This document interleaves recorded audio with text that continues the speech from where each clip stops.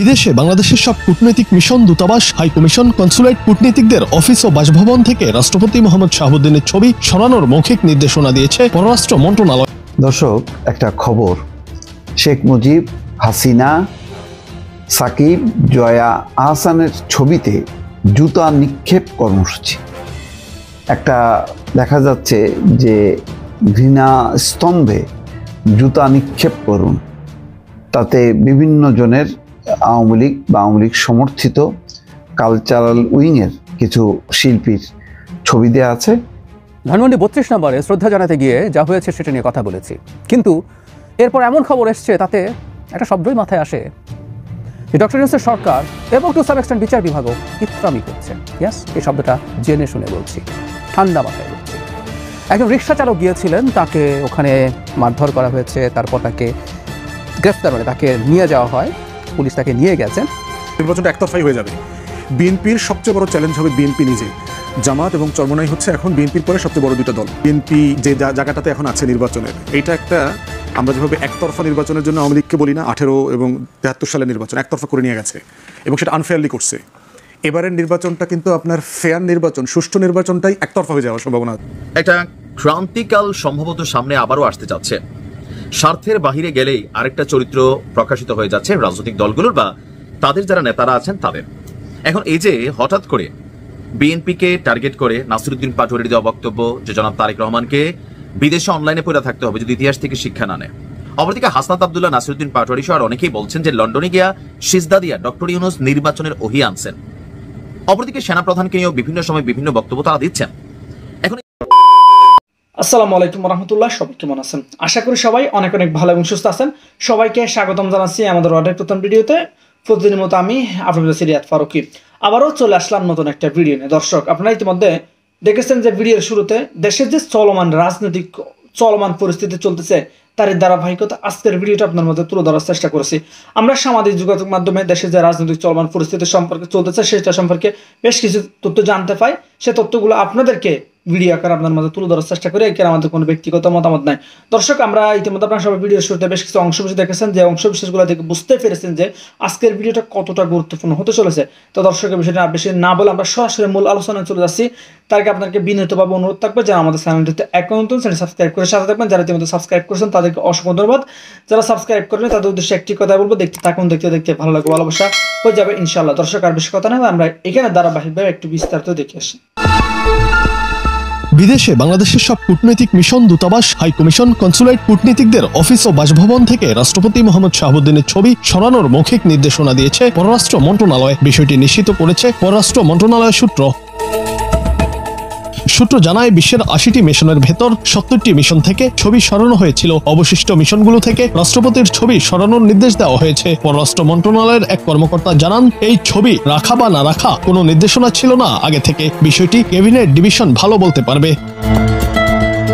বিদেশে থাকা বাংলাদেশের কয়েকটি মিশন জানিয়েছে, গত পরশু সন্ধ্যায় এই নির্দেশনা পেয়েছেন তারা। ছবি সরানোর বিষয়ে কোনো আনুষ্ঠানিক চিঠি বা ইমেল না দিলেও টেলিফোনে অঞ্চল ভিত্তিক কয়েকজন রাষ্ট্রদূত ও হাইকমিশনারকে এই নির্দেশনা দিয়েছে পররাষ্ট্র মন্ত্রণালয়। 5 আগস্টের পর যখন 8 আগস্ট নতুন সরকার দায়িত্বে আসে, তখন বড় মিশনগুলো আগেই সরিয়েছিল রাষ্ট্রপতির ছবি। কয়েকটি মিশন না সরানোর কারণে মৌখিক নির্দেশনা দেওয়া হয়েছে। দর্শক, একটা খবর, শেখ মুজিব, হাসিনা, সাকিব, জয়া আহসানের ছবিতে জুতা নিক্ষেপ কর্মসূচি। একটা দেখা যাচ্ছে যে ঘৃণা স্তম্ভে জুতা নিক্ষেপ করুন, তাতে বিভিন্ন জনের আওয়ামী লীগ বা আওয়ামী লীগ সমর্থিত কালচারাল উইংয়ের কিছু শিল্পীর ছবি দেওয়া আছে, সেখানে জুতা নিক্ষেপ করা হচ্ছে এমন একটা ভিডিও আমি অবশ্য দেখেছি। হঠাৎ করে কেন এই ধরনের ব্যতিক্রমী কর্মসূচি, সেটা মূল বিষয়টা হচ্ছে যে যারা 15ই আগস্টে সামাজিক যোগাযোগ মাধ্যমে বঙ্গবন্ধুর প্রতি শ্রদ্ধা নিবেদন করেছেন তাদেরকে লক্ষ্য করে এই রকম জুতা নিক্ষেপ করা হয়েছে। একজন দেখলাম শিল্পী বলছেন যে সবচেয়ে যে পচা জুতাটা সেটা আমার প্রতি নিক্ষেপ করুন। তো এটাও একটা ক্ষোভের থেকে বা দুঃখের থেকে আক্ষেপ দেখে সেই কথা বলেছেন। বঙ্গবন্ধু শেখ মুজিবুর রহমানের মৃত্যুবার্ষিকীতে 15ই আগস্ট সামাজিক যোগাযোগ মাধ্যমে ফেসবুকে পোস্ট দেওয়ায় শিল্পীদের ছবিতে জুতা নিক্ষেপের কর্মসূচি পালন করা হয়েছে। শনিবার বিকাল 4টা থেকে সন্ধ্যা 6টা পর্যন্ত চট্টগ্রাম নগরের চেরাগি পাহাড় মোড়ে ফ্যাসিস্ট বিরোধী ছাত্র জনতা এই ব্যানারে এই কর্মসূচি পালন করা হয়। শনিবার বিকালে ব্যানারে ছাত্র জনতা গণ অভ্যুত্থানে পতন হওয়া শেখ হাসিনার ছবি সহ আওয়ামী লীগের সাবেক মন্ত্রী, মেয়র, নিষিদ্ধ ঘোষিত ছাত্রলীগের নেতাদের ছবি ছিল।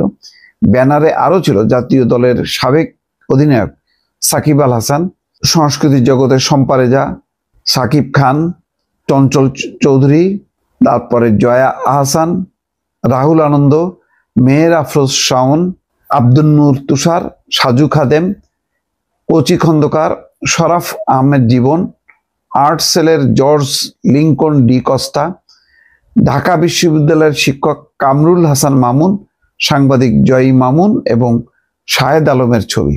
এখানে দেখেন, আমি যতটুকু বুঝি এখানে কেউ কেউ আছেন তারা শেখ হাসিনার সাথে শেখ মুজিবের মিলাতে চান না, যেটা ফজলুর রহমান বিএনপি নেতা কিশোরগঞ্জের জ্বালাময়ী বক্তব্য রাখেন। তিনি বলছেন যে গত 15 বছরে শেখ হাসিনার বিরুদ্ধে আন্দোলন হয়েছে, শেখ মুজিবের না। শেখ মুজিবের স্বাধীনতার আগের একটা ভূমিকা ছিল, সেটা স্বাধীনতা এবং মুক্তিযুদ্ধের তিনি নায়ক ছিলেন, স্থপতি ছিলেন, তার নেতৃত্বে বাংলাদেশ মুক্তিযুদ্ধ হয়।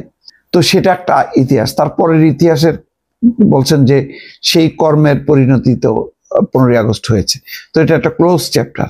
এখন চ্যাপ্টার হচ্ছে শেখ হাসিনা, এবং শেখ হাসিনা শেখ মুজিব একসাথে গুলায় এই যে যেই ধরনের ঘটনা ঘটছে 32 নম্বর বা আশেপাশে, এটা অনেকে সমর্থন করছে না। এই যাদের নাম বললাম তাদের মধ্যেও কিন্তু কেউ কেউ জিনিসটাকে আলাদা করার পক্ষপাতী।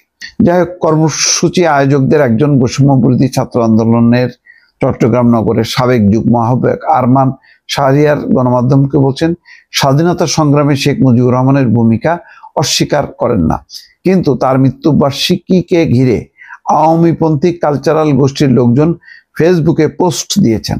তারা এর মাধ্যমে আওয়ামী ফ্যাসিজমকে নর্মালাইজ করছেন। এই কালচারাল ফ্যাসিস্ট গোষ্ঠী কয়েকদিন পর পর পতিত স্বৈরাচার শেখ হাসিনাকে দেশে ফিরিয়ে আনার চেষ্টা করবে, অর্থাৎ আগাম এরা হয়তো শেখ হাসিনাকে ফিরিয়ে আনার চেষ্টা করবে, সেই কারণে আগাম তাদের প্রতিবাদ। তাদের এই কার্যক্রমে ক্ষুব্ধ ছাত্র জনতা জুতা নিক্ষেপের কর্মসূচি পালন করেছে। গণ অভ্যুত্থানের পক্ষে ছাত্র জনতা এতে অংশ নিয়েছে।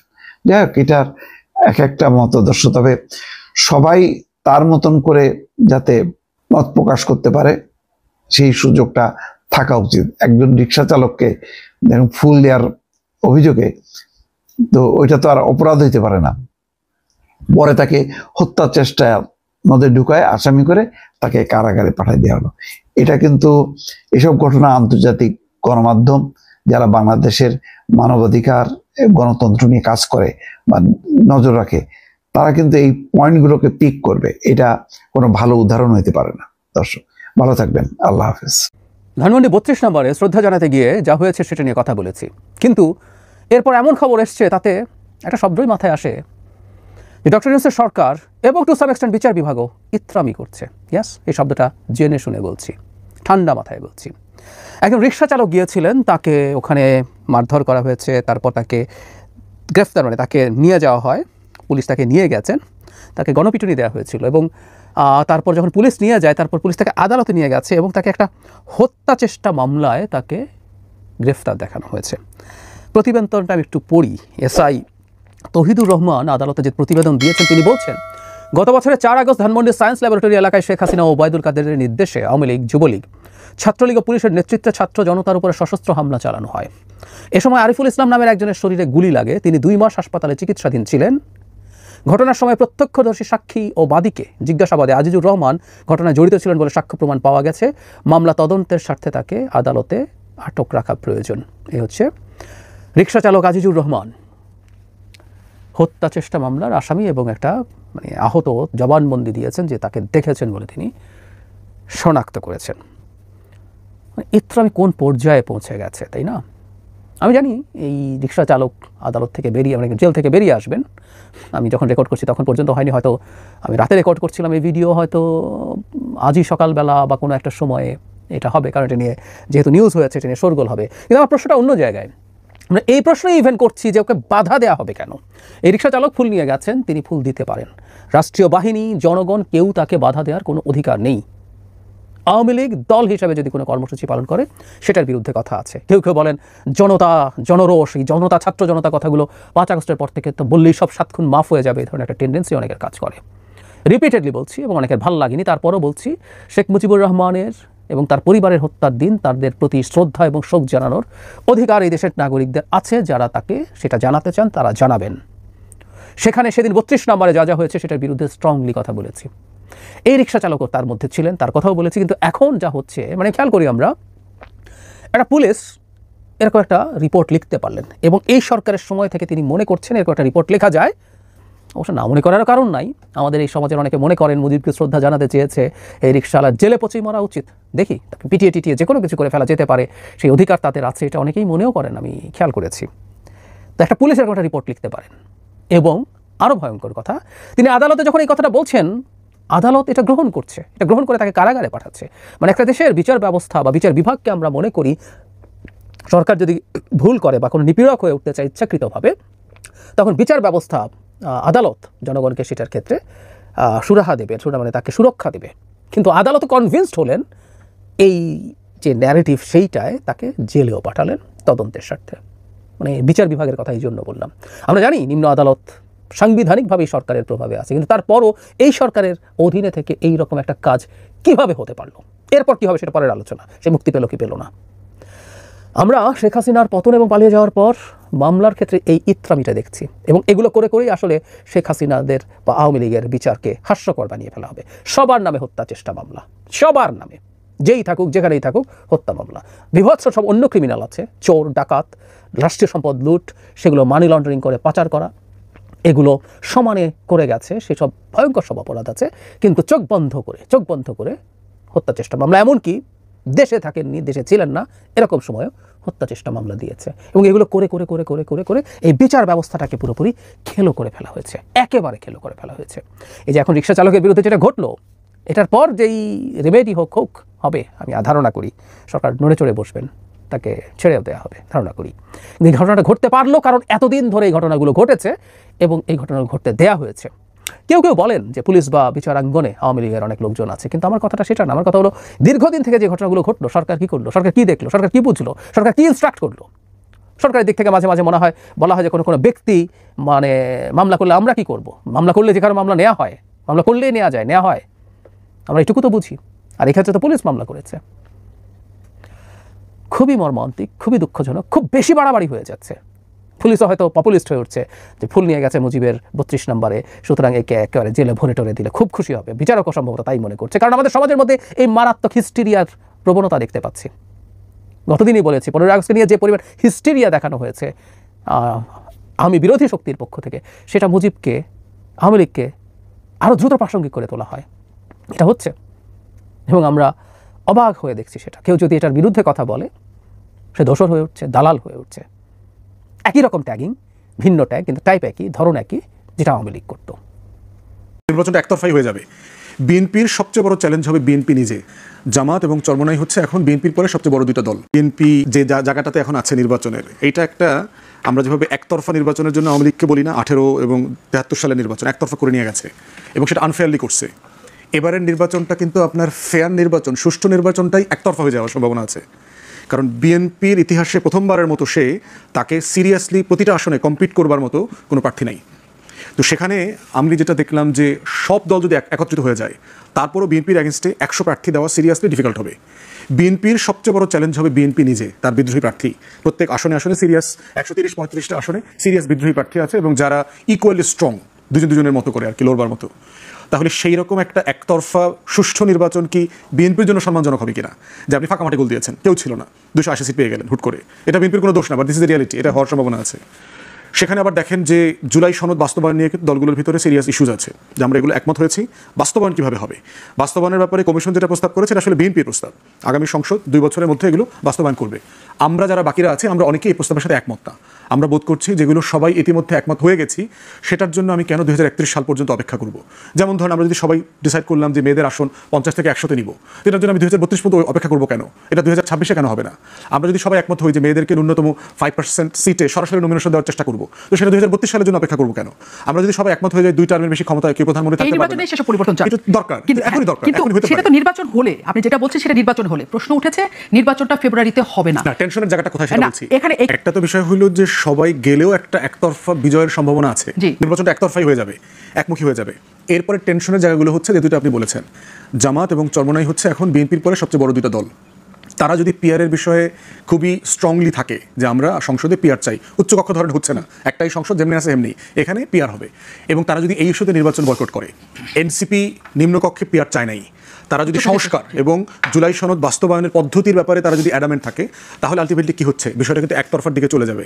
তখন সরকারের সামনে এবং বিএনপির সামনে অপশন থাকবে যে বিএনপি যাদেরকে যুগপদে এখন আসন দেয়া নেয়া করতেছে, 3টা 4টা করে থোক বরাদ্দ দিচ্ছে বিভিন্ন দলকে, তারা বিরোধী দলে চলে যাবে, এরকম একটা অপশন হবে। কিন্তু সেটা আদৌ দেশের জন্য এবং বিএনপির জন্য সম্মানজনক হবে কিনা, অন্তর্বর্তীকালীন সরকার কি এই দায়টা নিয়ে একটা ভালো নির্বাচন করবে কিনা, যে গণ অভ্যুত্থানের সকল শক্তি এই নির্বাচনে অংশগ্রহণ যেহেতু করছে না, এইরকম একটা নির্বাচনের দায় আমরা আসলে নেব না। তখন এমন হইতে পারে প্রফেসর ইউনূস কিন্তু বেশ কয়েকবার দায়িত্ব ছেড়ে দেওয়ার জন্য উদ্যোগ নিয়েছিলেন, উনি হয়তো দায়িত্ব ছেড়ে দিতে পারেন, নির্বাচনকালীন একটা সরকার করে দিয়ে উনি আসলে বিদায় নিয়ে চলে যাবেন। তাহলে এই টেনশনের জায়গাটা আছে, বাট আমি বোধ করছি এগুলো সমাধানযোগ্য। যেটা জামাত এবং চরমোনাই মানে চাচ্ছে এবং যেটা এনসিপি চাচ্ছে, এগুলো সবগুলো জিনিস সমাধানযোগ্য। স্যাক্রিফাইস করতে হবে, এখানে নেতৃত্ব দেখাইতে হবে, রাষ্ট্রনায়কোচিত নেতৃত্ব দেখাইতে হবে বিএনপিকে। আসসালামু আলাইকুম। একটা ক্রান্তিকাল সম্ভবত সামনে আবারও আসতে যাচ্ছে। স্বার্থের বাহিরে গেলেই আরেকটা চরিত্র প্রকাশিত হয়ে যাচ্ছে রাজনৈতিক দলগুলোর বা তাদের যারা নেতারা আছেন তাদের। এখন এই যে হঠাৎ করে বিএনপিকে টার্গেট করে নাসিরউদ্দিন পাটোয়ারির দেওয়া বক্তব্য যে জনাব তারেক রহমানকে বিদেশে অনলাইনে পড়ে থাকতে হবে যদি ইতিহাস থেকে শিক্ষা না নেয়। অপরদিকে হাসনাত আব্দুল্লাহ, নাসিরউদ্দিন পাটোয়ারি সহ আর অনেকেই বলছেন যে লন্ডনে গিয়া সিজদা দিয়া ডক্টর ইউনূস নির্বাচনের ওহি আনছেন। অপরদিকে সেনাপ্রধানকে নিয়েও বিভিন্ন সময় বিভিন্ন বক্তব্য তারা দিচ্ছেন। এখন এই যে পরিস্থিতি, আসলে এই পরিস্থিতি থেকে উত্তরণের পথ কি? উত্তরণের পথ আপনারা খুঁজতে থাকেন। অপরদিকে সেনাবাহিনীর যিনি প্রধান আছেন জেনারেল ওয়াকুজ্জামান, অকুত ভয় একজন মানুষ কিন্তু, এবং যে পথটা তিনি হোল্ড করেন এটা অনেক ওজনধারী একটা পথ। আজকে তিনি বলছেন বাংলাদেশে সবার অধিকার সমান। এই কথাটা সার্বজনীন। এই কথাটা তিনি কেন বললেন? এই দেশে ধর্ম বা বর্ণের কোনো ভেদাভেদ থাকবে না, আমরা সবাই সম্প্রীতি সৌহার্দ্য বজায় রেখে চলছি, ভবিষ্যতেও চলবো। এখানে তিনি হিন্দুদের একটা প্রোগ্রাম ছিল ঢাকেশ্বরী জাতীয় মন্দিরে, সেখানে গিয়ে তিনি এই ঘোষণাটা দিলেন, বললেন যে এই দেশে শত শত বছর ধরে হিন্দু, মুসলমান, বৌদ্ধ, খ্রিস্টান, পাহাড়ি, বাঙালি, উপজাতি সবাই মিলে শান্তিতে বসবাস করছি। এখন হঠাৎ করে কি এই শান্তিটা আছে? নাই। এই সোশ্যাল মিডিয়া আসার পরে আমার নিজের কাছেও মনে হচ্ছে যে এক ধরনের সাম্প্রদায়িক মেন্টালিটিতে আমাদের মুসলিম কমিউনিটির একটা গোষ্ঠী আমরা আছি। আবার মানে যারা এই দেশে হিন্দুরা থাকবে না, হিন্দুদেরকে পছন্দ করা হচ্ছে না, হিন্দুদের কোনো ইস্যু পাইলে মালাউন বলে গালি দিচ্ছি, সংখ্যালঘু বলে গুতা মারতেছি, মানে একটা শ্রেণী কিন্তু আমাদের মুসলিম কমিউনিটির মধ্যে আছে, তথাকথিত মুসলিম।